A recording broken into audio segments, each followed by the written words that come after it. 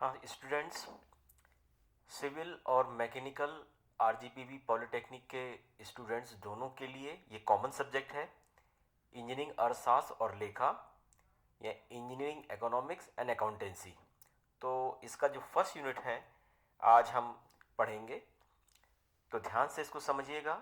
हो सकता है ये सब्जेक्ट आपके लिए नया हो, क्योंकि इसके पहले आप लोगों ने अर्थशास्त्र जो पढ़ा है, यदि 10वीं तक जो भी पढ़ा है उसका ही कुछ रूप इसमें भी आपको मिलेगा। ठीक है, तो मैं शुरू करता हूँ। सबसे पहले तो हम ये देख लेते हैं कि ये जो सब्जेक्ट है इसका मैकेनिकल के लिए जो यदि कोर्स टाइटल है और सिविल के लिए एक सा ही है, इंजीनियरिंग इकोनॉमिक्स एंड अकाउंटेंसी।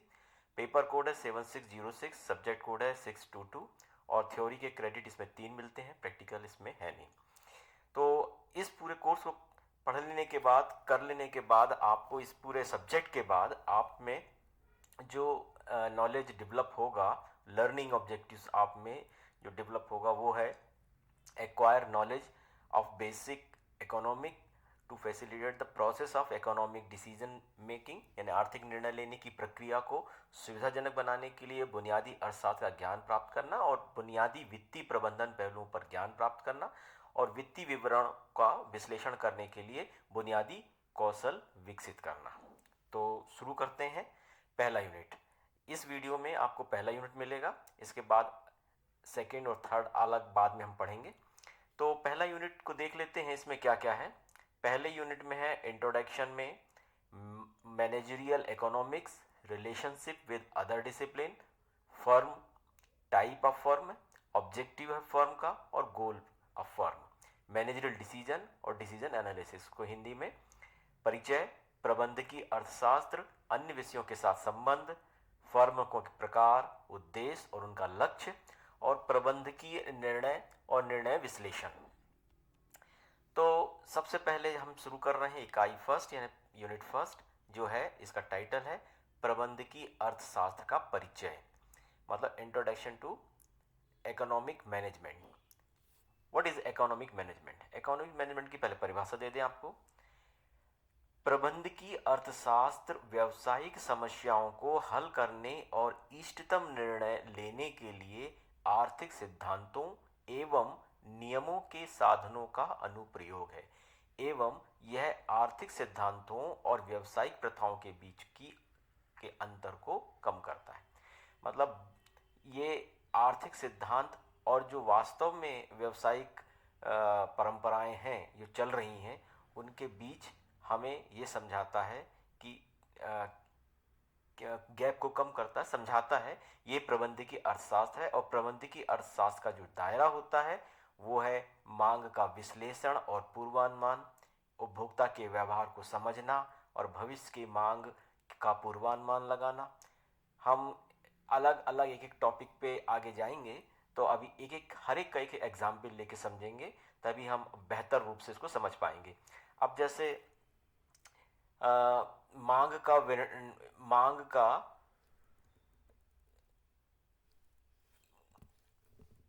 विश्लेषण और पूर्वानुमान, तो इसमें हम ये देखते हैं उपभोक्ता के व्यवहार को समझना, तभी हम अनुमान लगा पाएंगे कि आगे क्या डिमांड हो सकती है, क्या उसमें उसका क्या हम प्रिडिक्ट करें। तो ये सारी जो बातें हैं, इसके लिए एक एग्जाम्पल लेते हैं कि एप्पल जैसी एक कंपनी है जो पिछले आईफोन की बिक्री के जो रुझान है उसको देख करके ग्राहकों की प्राथमिकताओं और बाजार की स्थितियों का विश्लेषण करके ही ये अनुमान लगाती है कि अगले साल कितने आईफोन का उत्पादन किया जाएगा। हम इस हर एक पॉइंट पे एक स्ट्रेटेजी ली जाती है, एक कौशल निर्णय लिया जाता है कि कैसे हम आगे क्या करना है, हमें कितना क्या करना है। तो ये मांग का विश्लेषण और पूर्वानुमान है। उदाहरण दूसरा एक और ले लेते हैं।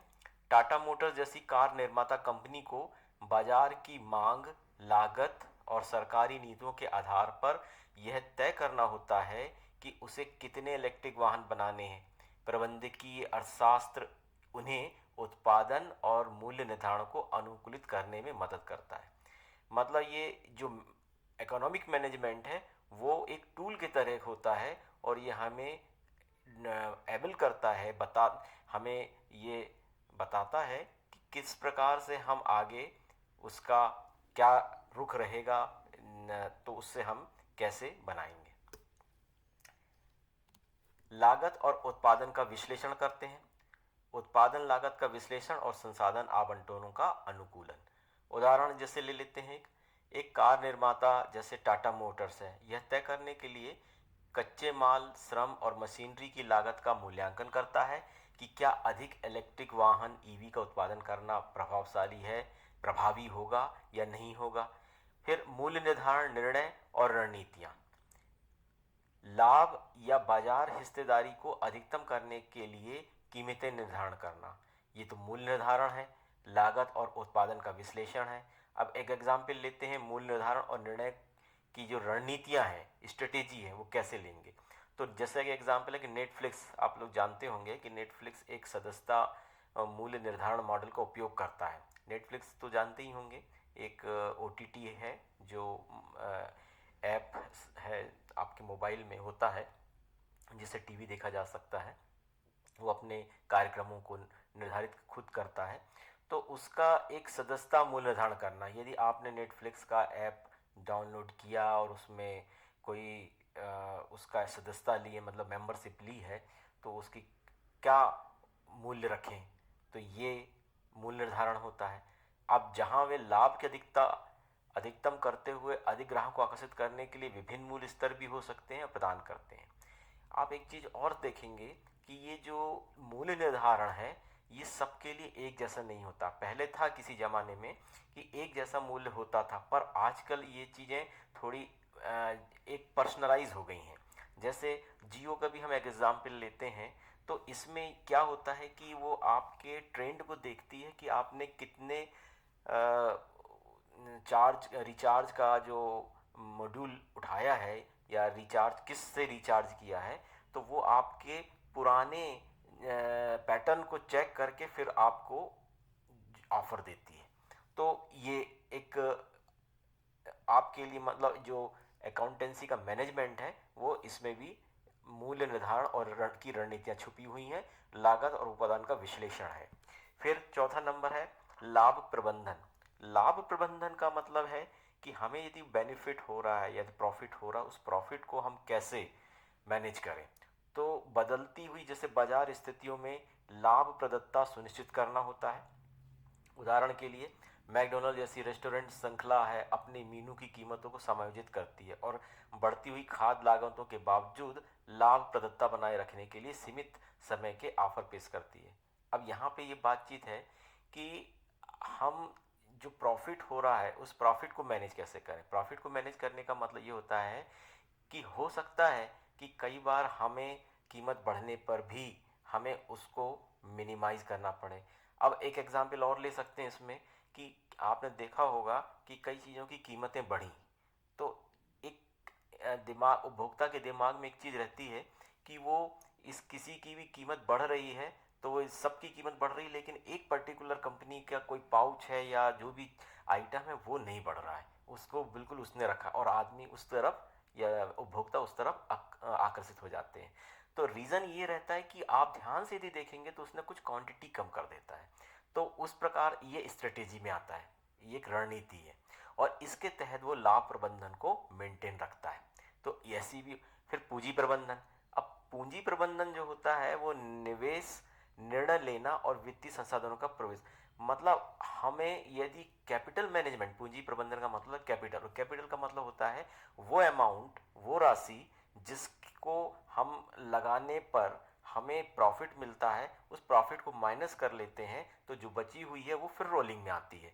तो वो जो है उसको पूंजी कहते हैं, कैपिटल कहते हैं। तो कैपिटल का इन्वेस्टमेंट हम आंख बंद करके उसी की जगह रूटीन वर्क में नहीं करते हैं। वो क्या होता है कि ये चेक करता है, हर बार इस चीज़ का एग्जामिनेशन करता है, हर बार इस चीज़ को देखता है कि वो कैसे हमें उसी में करना है, कितना परसेंटेज करना है, इन सारी बातों को देखते हुए उसे हम कहते हैं पूंजी प्रबंधन। अब पूंजी प्रबंधन का एग्जाम्पल लेते हैं कि रिलायंस इंडस्ट्री जो भविष्य की लाभ क्षमता और जोखिमों के आधार पर, जो रिस्क के आधार पर मूल्यांकन करती है कि उसे एक नई तेल रिफाइनरी में निवेश करना चाहिए या अपनी डिजिटल सेवाओं को विस्तारित करना चाहिए। अर्थ ये हुआ कि उनकी टोटलिटी में तो उनके दोनों, जैसे रिलायंस इंडस्ट्री का हमने एग्जाम्पल लिया तो उनके तो दोनों काम हैं, वो तेल रिफाइनरीज का भी वर्क कर रहे हैं और आपको जियो के और या इसमें जो टेलीकॉम सेवा है वो भी दे रहे हैं। तो और टोटलिटी में उनको यदि नुकसान हो रहा है या फ़ायदा हो रहा है तो टोटलिटी में तो फ़ायदा ही देख रहे हैं, लेकिन अब उनको कितना हिस्सा उनको इस तरफ देना है, मतलब आपके डिजिटल सेवाओं के लिए रखना है यानी कि टेलीकम्युनिकेशन में रखना है या कितना तेल रिफाइनिंग में रखना है। तो ये जो निर्णय लेने के लिए पूंजी प्रबंधन ही हमें एबल करता है, हमें सक्षम बनाता है कि कितना उसमें अमाउंट या कितना हिस्सा उसमें निवेश करना है। तो ये हो गया पूंजी प्रबंधन। प्रबंधकीय अर्थशास्त्र का अब महत्व। तो प्रबंधकीय अर्थशास्त्र का, पहले तो हम इसको रिपीट कर दूं मैं पुराना, कि हमने क्या क्या देखा। प्रबंधकीय अर्थशास्त्र का जो दायरा है वो है मांग का विश्लेषण का पूर्वानुमान, और इसके बाद में है लागत और उत्पादन का विश्लेषण, फिर है आपका मूल्य निर्धारण, निर्णय और रणनीतियां, और फिर है चौथा लाभ प्रबंधन, और पांचवा है पूंजी प्रबंधन। तो इस 5 चीज़ों से का ये दायरा जो है हमारे अकाउंटेंसी में, इंजीनियरिंग इकोनॉमिक्स या इकोनॉमिक्स मैनेजमेंट में आता है। इसके बाद हम आ जाते हैं कि प्रबंधकीय अर्थशास्त्र का महत्व क्या है, मतलब इकोनॉमिक मैनेजमेंट जो है उसकी इम्पोर्टेंस क्या है। तो सबसे पहली चीज़ है, इसके कुछ बिंदु हैं। अनिश्चितता की स्थिति में निर्णय लेने में सहायता करता है ये। बाजार के रुझान और प्रतिस्पर्धा का विश्लेषण करने के लिए हमें एक टूल, एक साधन प्रदान करता है। और फिर संसाधन आवंटन और लागत न्यूनीकरण में सहायता करता है। फिर अन्य विषयों के साथ इसका संबंध, ये भी हमारे सिलेबस में है। तो अन्य विषयों के साथ इसका क्या संबंध है, तो इसके हम अलग अलग सब्जेक्ट लेते हैं क्योंकि ये इंटरडिसिप्लिनरी हो सकता है प्रबंधकीय अर्थशास्त्र, जिसे हम अंतः विषयक या बहुविषयक कहते हैं, और ये विभिन्न क्षेत्रों से ही प्रेरणा लेता है, हमें सक्षम बनाता है कि हम किस चीज़ पे कैसे और किस चीज़ पे क्या करें। मतलब ये कि अब अर्थशास्त्र एक विषय है, तो अर्थशास्त्र, प्रबंधकीय अर्थशास्त्र अर्थशास्त्र से तो जुड़ा ही रहेगा, जिसके अंतर्गत हम क्या करते हैं, व्यवसायिक वातावरण का विश्लेषण करने में कि सूक्ष्म आर्थिक सिद्धांत जैसे कि मांग, आपूर्ति और फ्लेक्सिबिलिटी, लोच, और व्यापक आर्थिक अवधारणाओं, कॉन्सेप्ट जैसे कि मुद्रास्फीति, जीडीपी, इन सब चीज़ का उपयोग करता है। तो ये अर्थशास्त्र से संबंधित है, और यही अर्थशास्त्र के टूल जो हैं हमें प्रबंधकीय अर्थशास्त्र से संबंध रखते हैं। उदाहरण एक लेते हैं, जारा मौसमी फैशन, जारा एक कंपनी है जो अपने फैशन क्लॉथ्स वगैरह बनाती है, तो उसके जो मौसमी फैशन वस्तुओं के लिए कितना शुल्क लेना है यह तय करने के लिए अर्थशास्त्र के मांग लोच के नियमों का पालन करती है। ये एक एग्जाम्पल आपको दे रहा हूँ, ये एकदम लाइव एग्जाम्पल्स हैं कि हम देखेंगे कि तो वहाँ पर ये मार्केट सर्वे करती है और उसे ये देखती है कि उसके जो वस्तुएं, फैशन की जो जितनी भी वस्तुएं आती हैं उसकी, चाहे जो भी फैशन के आइटम है, वो कितना शुल्क लेना है ये तय करती है। वहाँ पर मांग लोच का नियम पालन होता है। अब ये मांग लोच का नियम क्या होता है, मतलब फ्लेक्सिबिलिटी, डिमांड फ्लेक्सिबिलिटी बोलते हैं इसको। डिमांड फ्लेक्सिबिलिटी का मतलब ये होता है कि हमें दूसरे के मार्केट के लिए, दूसरों का यदि प्रोडक्ट वहाँ पे है तो हमें उसमें कम वसूलना है, मार्जिनल भले प्रॉफिट मिले, या देखते हैं कि कोई मार्केट का कोई खिलाड़ी है ही नहीं उस मार्केट में तो हमें ज़्यादा भी वसूल सकते हैं। तो ये नियम उसको कहते हैं मांग लोच का नियम पे ये डिपेंड करता है। फिर है गणित और सांख्यिकी। गणित और सांख्यिकी बहुत इंपॉर्टेंट चीज़ है, ये हमें डिसीजन लेने के लिए जो सक्षम बनाती है। गणितीय सांख्यिकी क्या चीज़ है, इसमें क्या होता है कि स्टैटिस्टिक्स या मैथमेटिक्स, इसमें बहुत सारे ऐसे टूल्स अवेलेबल हैं जो, जैसे रैखिक प्रोग्रामिंग बोलते हैं, लीनियर प्रोग्रामिंग, प्रतिगमन विश्लेषण, रिग्रेशन एनालिसिस कहते हैं इसको, और प्रायिकता सिद्धांत यानी प्रोबेबिलिटी का नियम, प्रोबेबिलिटी के जो सिद्धांत हैं, जैसी ये मात्रात्मक तकनीक कहलाती, क्वांटिटेटिव टेक्निक्स हैं ये हमें ये रिग्रेशन जैसे अभी प्रतिगमन विश्लेषण है, अंग्रेजी में इसको कहते हैं रिग्रेशन विश्लेषण। ये एक शक्तिशाली उपकरण है जिसका उपयोग डेटा में पैटर्न और संबंधों को समझने के लिए किया जाता है।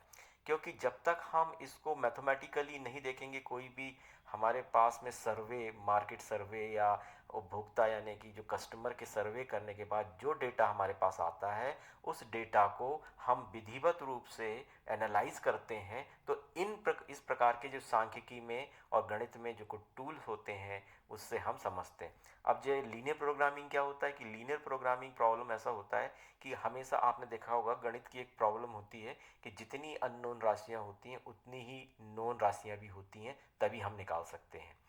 एक अननोन है, जैसे अब द्विघाती समीकरण आपने देखा होगा, क्वाड्रेटिक इक्वेशन, उसमें x square plus 2x plus 3 is equal to 0, तो उसमें x ही रहेगा। तो हमें एक इक्वेशन है तो हम x की वैल्यू निकाल लेंगे।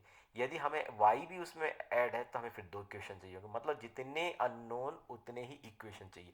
लेकिन रेखिक प्रोग्रामिंग, लीनियर प्रोग्रामिंग ही एक ऐसा होता है कि वहाँ पे अननोन ज़्यादा हो सकते हैं, अननोन कम होंगे, तब भी हम निकाल सकते हैं। और ऐसे वास्तविक प्रॉब्लम जो होते हैं, वास्तविक समस्याएं जो होती हैं, ये सब इसमें प्रबंधकीय अर्थशास्त्र में आती हैं और ये हमें सक्षम बनाती है कि हम उसमें से चीज़ें सोल्यूशन निकाल सकें। एक एग्जाम्पल लेते हैं। अमेजॉन जो है पिछले डेटा के आधार पर बिक्री का अनुमान लगाने के लिए रिग्रेशन विश्लेषण का उपयोग करती है, रिग्रेशन एनालिसिस करता है। और वो रिग्रेशन एनालिसिस क्या होता है, एक्स और वाई हम इसमें प्लॉट करते हैं ग्राफिकली डाटा को, और डाटा को प्लॉट करने के बाद हम ये देखते हैं कि हमारा जो डाटा का डिस्ट्रीब्यूशन है वो किस टेंडेंसी का है। मतलब हो सकता है कि लीनियर टेंडेंसी हो उसमें, या लाइन है, एक लाइन आपने गणित पढ़ा होगा तो y is equal to M X plus C जो होता है वो एक लाइन का समीकरण होता है जो मूल बिंदु से जाती है और सी जो है अंतःखंड काटती है y एक्सिस पे। तो हमें ये चीज़ें इक्वेशन से हमें ये पता चल जाता है कि उसका पैटर्न क्या है, हम क्या करें आगे। तो और हमारे पास दो राशियां होती हैं, एक x एक्सिस पे और y एक्सिस पे, और ये जो है डाटा लेकर के निकाला जाता है। तो एक एग्जांपल आपको दिया, तो हमें तो केवल यहाँ ये देखना है कि अन्य विषयों के साथ क्या संबंध है। तो गणित और सांख्यिकी, अर्थशास्त्र, ये अपने आप में है, मैंने यहाँ पे आपको क्लियर किया है। फिर आता है तीसरे नंबर पे है परिचालन अनुसंधान। ये परिचालन अनुसंधान क्या होता है, इसको अंग्रेजी में बोलते हैं ऑपरेशन रिसर्च।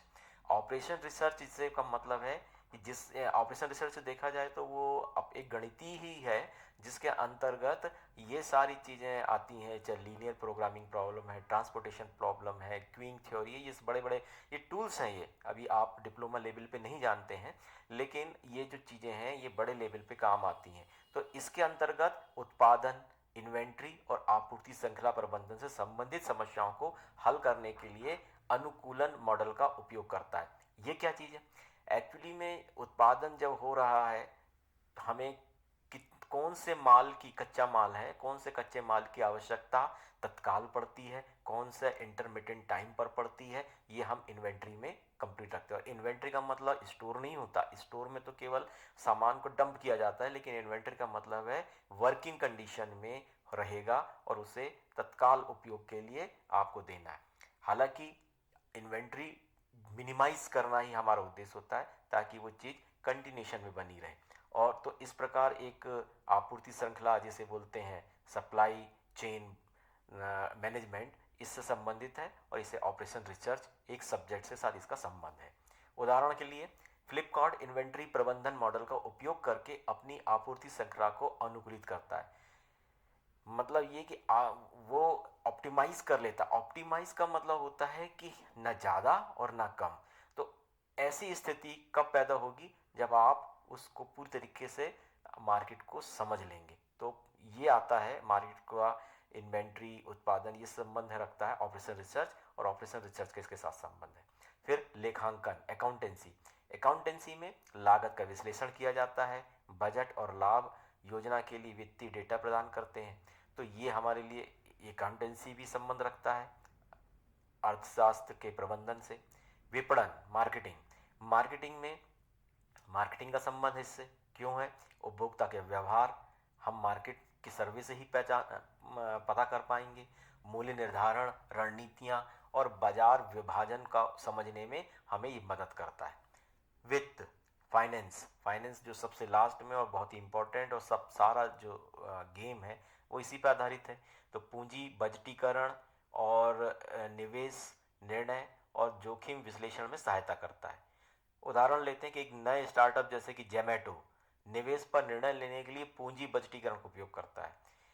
एक जोमेटो जो कंप है जो फूड सप्लाई करता है, तो उसका वो बजटीकरण पर उपयोग क्या करता है, वो ये देखता है कि कितना बजट किस चीज़ में डालना है ताकि हमारे आने वाले उपभोक्ताओं को या आने वाले हमारी डिमांड को हम फुलफिल कर पाएंगे। तो उसमें मार्केट में आगे किस पे कितना रखा है। हो सकता है कि जो सब्जियां हैं उसकी कीमतें बढ़ जाएं, कम हो जाएं, या हो रही हैं, आने वाली फसल के आधार पर वो देख ले, तो उसका बजटीकरण करके वो निश्चित करता है कि हमें किस चीज़ पर निवेश करने का निर्णय वो ले सकता है।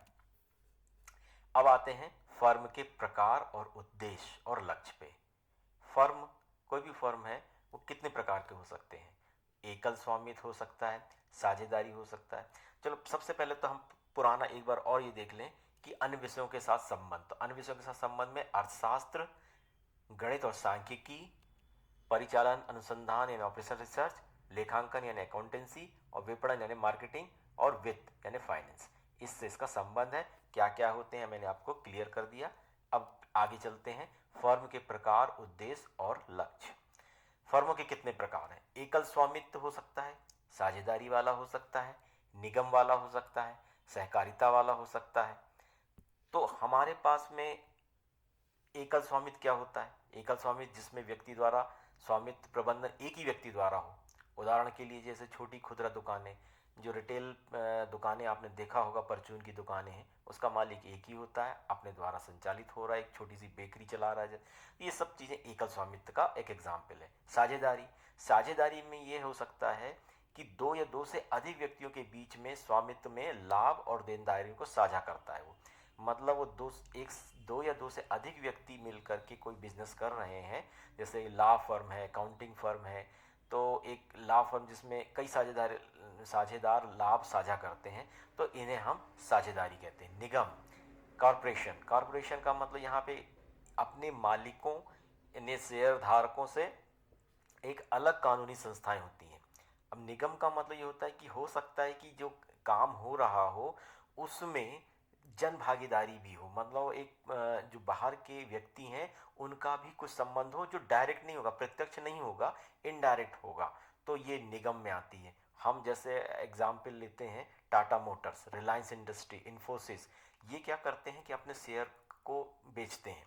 शेयर का मतलब ही होता है हिस्सा, वो अपने हिस्सों को बेचते। अब हिस्सा जो होता है किसी भी फर्म का हिस्सा ऐसे तो बेचा नहीं जा सकता कि उसने एक अपना फर्म एबीसी फर्म बनाया है और उसमें आप मालिक हो गए अपना हिस्सा बेच करके। वो छोटे छोटे रूप में बेचता है, इतना छोटा रूप होता है कि उसका परसेंटेज निकालेंगे तो जैसे 10 लाख करोड़ की कंपनी है और शेयर की कीमत मात्र 1,000 है, तो आप सोच लीजिए कितना परसेंट हुआ, बहुत ही कम, 0.001% हुआ, ताकि कोई उसमें क्लेम भी नहीं कर, लेकिन उसका शेयर है, क्योंकि भले कम हो, बहुत ही नाम मात्र का हो, लेकिन शेयर है उसका। तो वो जो शेयर रखे हुए कई लोग हो सकते हैं और कई लोगों से मिल करके वो निगम बन सकता है। तो ये एक प्रकार का एक एग्जाम्पल है। फिर हम आ जाते हैं सहकारिता। सहकारिता मतलब कॉपरेशन। अब कोऑपरेटिव, कोऑपरेटिव में क्या होता है कि पारस्परिक लाभ के लिए व्यक्तियों का एक समूह या स्वामित्व का संचालन होता है। यहाँ वो निगम तो हो सकता है थोड़ा बड़ा हो, लेकिन सहकारिता कोऑपरेटिव जो होते हैं वो छोटे छोटे समूहों से मिलकर बनते। जैसे अमूल, अमूल जो है डेयरी का सहकारी समिति है, तो उसमें क्या करते हैं कि बहुत सारे, अब दूध तो अकेला तो पैदा कर नहीं सकता कि अमूल वाला जो है कि सब, तो वो क्या करता है कि अपने कई छोटे छोटे समूहों से दूध लेकर के उसके अमूल के जो मिल्क प्रोडक्ट बनाता है। तो इस प्रकार एक सहकारिता का एक एग्जाम्पल है। तो हमने 4 चीज़ें देखी आपके सामने, फर्म के प्रकार में एकल स्वामित्व, साझेदारी, निगम और सहकारिता। अब इनके उद्देश्य, फर्मों के उद्देश्य क्या है। उद्देश्य सीधे सीधे से है लाभ का अधिक मैक्सिमाइजेशन करना, अधिकतमीकरण। अधिकांश फर्मों की प्राथमिकता का लक्ष्य यही होता है। राजस्व को अधिकतम करने और लागत को न्यूनतम करने से यह लक्ष्य प्राप्त किया जा सकता है। बिक्री का अधिकतमीकरण, अधिकतमीकरण बिक्री का भी हो सकता है, मतलब बिक्री को बढ़ाए, मैक्सिमाइजेशन करें, तो बाजार की हिस्सेदारी और बिक्री का मात्रा बढ़ाने पर ध्यान केंद्रित करना। राजस्व का अधिकतमीकरण, मतलब राजस्व का भी मैक्सिमाइजेशन हो सकता है। तो अब यहाँ पे क्या होता है कि लाभ की तुलना में कुल राजस्व को प्राथमिकता देना उद्देश्य होता है। अब राजस्व क्या होता है, लाभ क्या होता है? लाभ होता है पर्टिकुलर, पर्सनलाइज हो जाता है, मतलब वो एक विशेष व्यक्ति विशेष या फर्म विशेष से मतलब। लेकिन राजस्व जो है वो उसका हिस्सा कुछ गवर्नमेंट को जाता है, जैसे टैक्स के रूप में आई। तो वहाँ पर ये भी उद्देश्य हो सकता है। और ये कब होगा? जब हम अलग अलग टाइप के फर्मों के बारे में बात करेंगे, इसलिए उद्देश्य भी अलग अलग हो जाएंगे। हमने अभी 4 प्रकार के फर्म देखे, एकल स्वामित्व और अलग जो एक से अधिक वाले, निगम वाले और कोऑपरेटिव्स। तो यहाँ पर ये इनके उद्देश्य भी अलग अलग हो जाएंगे। सामाजिक उत्तरदायित्व, सामाजिक कल्याण में योगदान देना, जैसे पर्यावरणीय स्थिरता, दीर्घकालीन अस्तित्व, समय के साथ स्थिरता और विकास सुनिश्चित करना। अब फर्मों के जो लक्ष्य हैं उसको कैसे देखें? अल्पकालिक लक्ष्य हो सकते हैं, तिमाही लाभ बढ़ाना, नए उत्पादन लॉन्च करना। दीर्घकालिक लक्ष्य भी हो सकते हैं, बाजार की हिस्सेदारी का विस्तार करना, ब्रांड निष्ठा का निर्माण करना और प्रबंधकीय निर्णय। तो प्रबंधकीय निर्णयों में उपलब्ध विकल्पों में से सर्वोत्तम कार्रवाई का चयन करना शामिल है। प्रमुख क्षेत्रों में शामिल है उत्पादन निर्णय।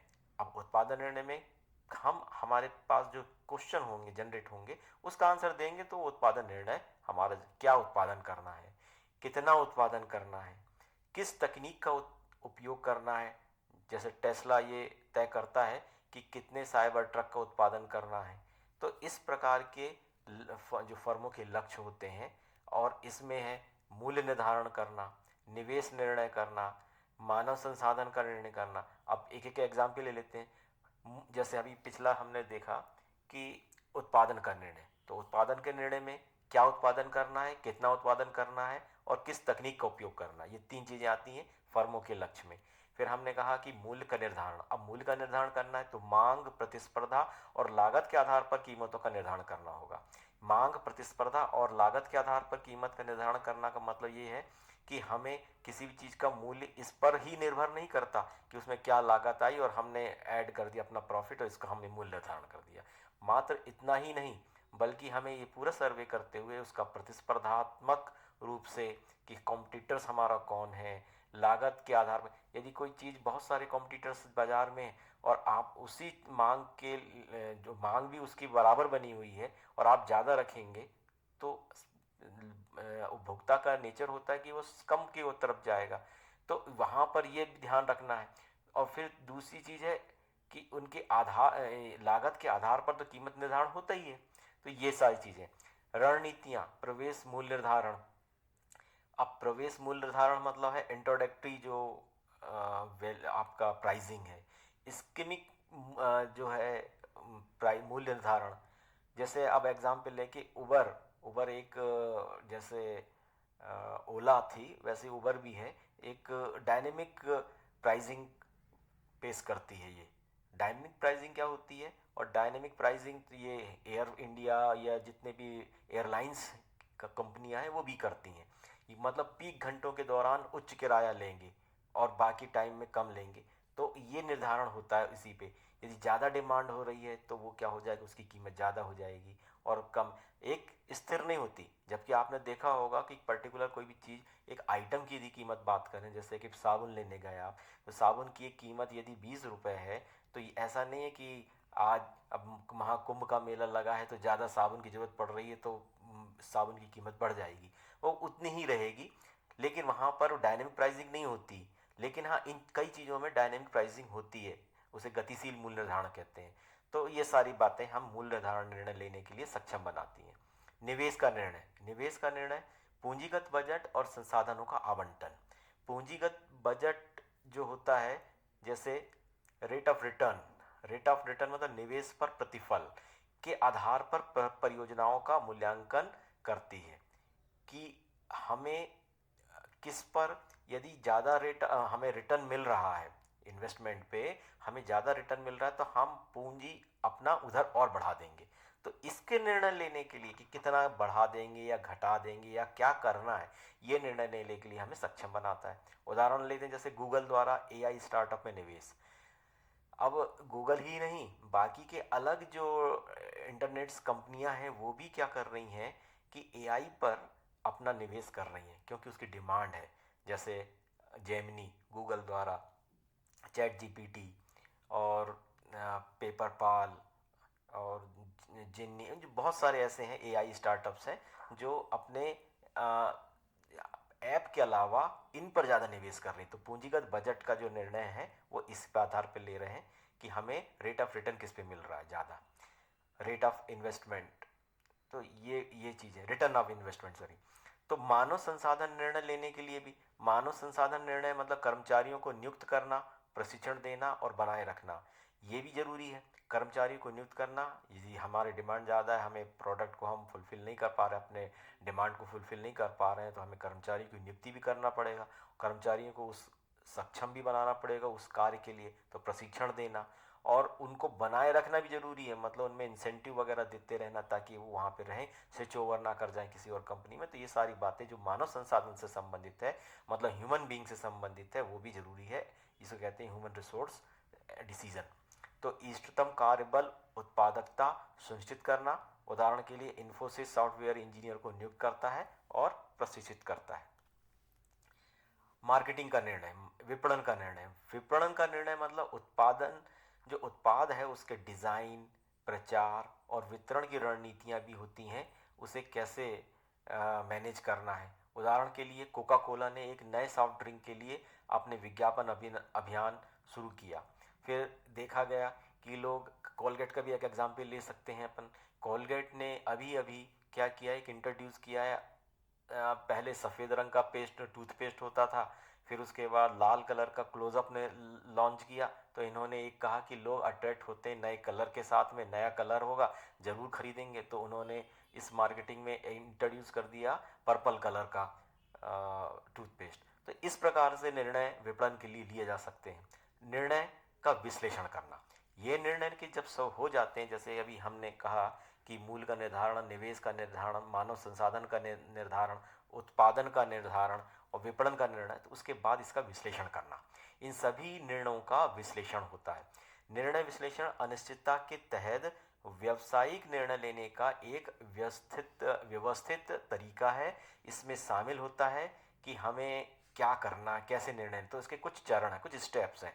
जैसे समस्या को परिभाषित करें, विकल्प को पहचानें, विकल्पों का मूल्यांकन करें और सर्वोत्तम विकल्प को चुनें और क्रियान्वयन और को निगरानी।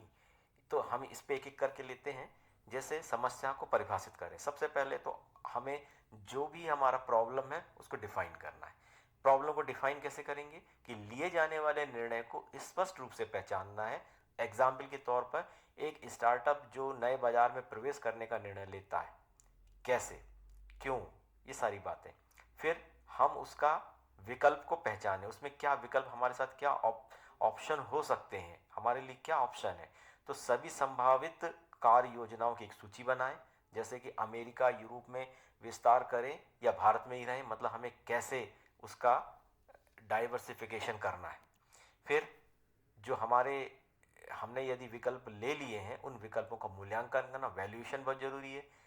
आकलन, उसको कहते हैं आंकना, आकलन करना कि विकल्पों का मूल्यांकन करने के लिए क्वांटिटेटिव यानी मात्रात्मक और क्वालिटेटिव यानी गुणात्मक मानदंडों का उपयोग करना है, जैसे बाजार का आकार, प्रतिस्पर्धा, लागत। फिर सर्वोत्तम विकल्प उसमें से चुनना है, जो उच्चतम अपेक्षित मूल्य या उपयोगिता वाले विकल्पों का चयन करें। और फिर क्रियान्वयन और निगरानी, क्रियान्वयन और निगरानी में निर्णय को क्रियान्वित करना और परिणामों पर नजर रखना, यानी मॉनिटरिंग, कंटिन्यूस मॉनिटरिंग। अब आ जाते हैं नेक्स्ट टॉपिक पे, वो है निर्णय जो विश्लेषण के लिए हमारे पास टूल क्या क्या है, उपकरण क्या होते हैं, ये सारी बातें इससे संबंधित है। तो निर्णय वृक्ष एक निर्णय लेने के प्रदर्शनों का ग्राफिकल प्रतिनिधित्व करता है, जोखिम और लाभ का मूल्यांकन करने में सहायता करता है। भुगतान मैट्रिक्स, भुगतान मैट्रिक्स क्या होता है, प्रकृति की विभिन्न अवस्थाओं के अंतर्गत विभिन्न निर्णयों के परिणामों की तुलना करता है। और तीसरा है ब्रेक इवन एनालिसिस, ये बिंदु को निर्धारण करता है जिस पर कुल राजस्व कुल लागत के बराबर होता है। ये तीन हमारे पास निर्णय लेने के लिए कुछ टूल्स होते हैं जो मैथमेटिक्स टूल्स है एक्चुअली में, ग्राफिकल और मैथमेटिक्स दोनों ही हैं। तो निर्णय वृक्ष क्या होता है? निर्णय वृक्ष जैसा कि नाम है, डिसीजन ट्री कहते हैं इसको। तो डिसीजन ट्री में क्या होता है कि हम एक एग्जाम्पल ले लेते हैं कि टेम्परेचर 15 डिग्री है, तो दो बातें हो सकती हैं, या तो सही है या तो गलत है। अब दोनों में हम एक चीज हो सकती है कि रेन, यदि गलत है तो रेन मतलब पानी बरसेगा, और यदि ट्रू है यानी सही है तो सन मतलब सूर्य निकलेगा, हमारा दिन खिला रहेगा। अब ये भी दो प्रकार से गलत और सही हो सकती है। रेन में फॉल्स है या ट्रू है, दोनों बातें हो सकती हैं इनमें भी। तो यदि फॉल्स है तो क्या होगा? स्वेटर की जरूरत होगी कि अम्ब्रेला की जरूरत होगी? ट्रू है, यदि रेन हुआ तो छाता की जरूरत होगी, यदि नहीं है तो स्वेटर की जरूरत होगी। इसी प्रकार दिन खिला रहेगा तो ये भी दो हो सकता है, या तो झूठ होगा या तो सच होगा। यदि मान लीजिए धूप खिली रहती है, झूठ है, तो इसका मतलब स्वेटर की जरूरत पड़ेगी, और यदि सच है तो मात्र टी शर्ट में काम हो जाएगा। तो कहने का अर्थ ये एग्जाम्पल लिया था, एक निर्णय वृक्ष में कोई भी चीज़ है उसके दो बिंदु होते हैं, ट्रू फॉल्स ट्रू फॉल्स। तो हमें हर बार हर को एक एक करके बढ़ाते चलना है, एक ट्री बना लेना है, वृक्ष बना लेना है। हर एक शाखाओं से शाखा निकलेगी, हर हर बात का एक आंसर निकालिए और आंसर में दो चीज़ें रखी, यदि गलत हुआ तो ये, सही हुआ तो ये निर्णय वृक्ष का उपयोग किया जाता है। उसी प्रकार भुगतान मैट्रिक्स, जिसे हम पे ऑफ मैट्रिक्स कहते हैं, पे ऑफ मैट्रिक्स एक टूल है।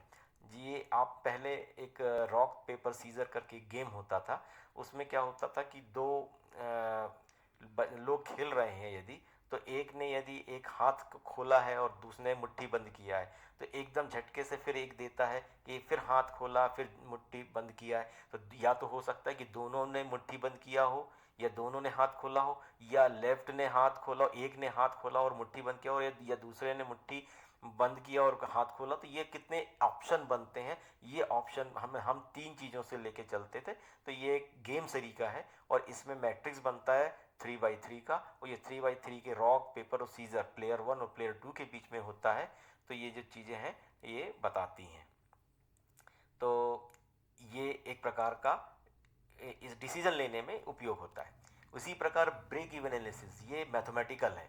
ये मैथमेटिकल है, इसमें हम क्या होता है कि कोई भी चीज़ एक्स एक्सिस और वाई एक्सिस है, दो एक्सिस हैं। तो इसमें क्या करते हैं कि ये जो है यहाँ पर आप देख रहे हैं कि ये वाला जो है हमारे पास में प्रॉफिट बताता है, और ये है यूनिट सोल्ड बता रहा है। तो लेकिन किसी भी चीज़ की प्रॉफिट एक एक फिक्स कॉस्ट होती है।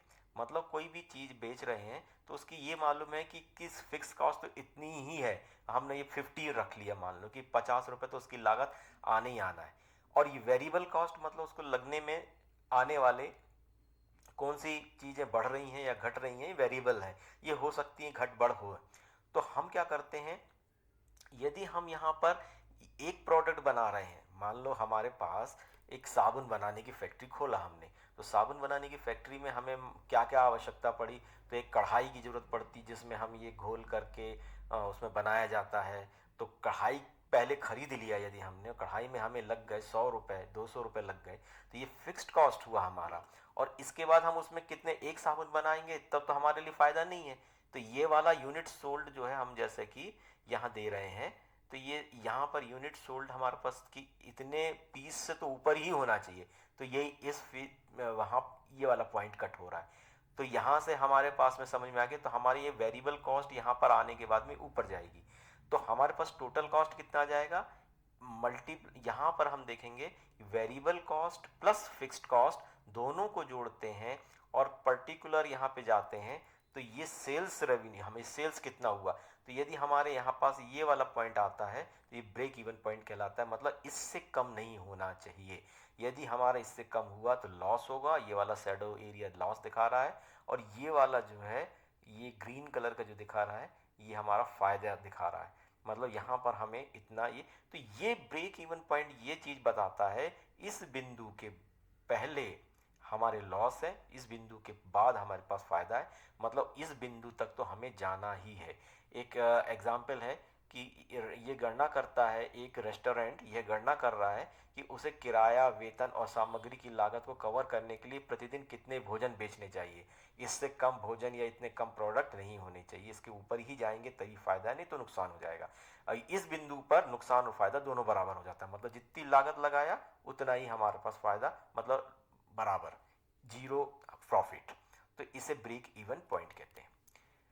फिर है लास्ट है कि मार्जिनल एनालिसिस क्या होता है, यानी सीमांत विश्लेषण। तो सीमांत विश्लेषण होता है जो अतिरिक्त लाभों की तुलना अतिरिक्त लागतों से करता है, मतलब एक मार्जिनल। अब निर्णय विश्लेषण का उदाहरण ले लेते हैं, ये मार्जिनल एनालिसिस का एग्जाम्पल। एक फर्म द्वारा यह निर्णय लेना कि क्या नया उत्पाद लॉन्च किया जाए या नहीं। मतलब ये कि हमारे पास एग्जिस्टिंग प्रोडक्शन तो हो ही रहा है, लेकिन उसमें कितना बढ़ाया जाए, मार्जिनल कुछ कर सकते हैं क्या, ये निर्णय एनालिसिस के से मिलता है। विकल्प कि अभी लॉन्च करें कि लॉन्च थोड़ी देर में करें या छोड़ दें, नहीं करें। मानदंड बाजार की मांग, प्रतिस्पर्धा, उत्पादन लागत, इस पर। और निर्णय कि सबसे अधिक अपेक्षित लाभ वाला विकल्प चुनना। शिक्षण, उपकरण और तकनीक, ये इससे संबंध है। तो ये इसके मार्जिनल एनालिसिस कहलाता है, जो एग्जिस्टिंग प्रोडक्ट पर लागू होता है। तो आपके पूरे फर्स्ट यूनिट में इतना ही है, और इसको बेहतर रूप से आपने, आशा करता हूँ कि समझ गए होंगे। और इसको डिस्कस करें, 2-3 बार इसको देखें तो आपको ये क्लियर हो जाएगा।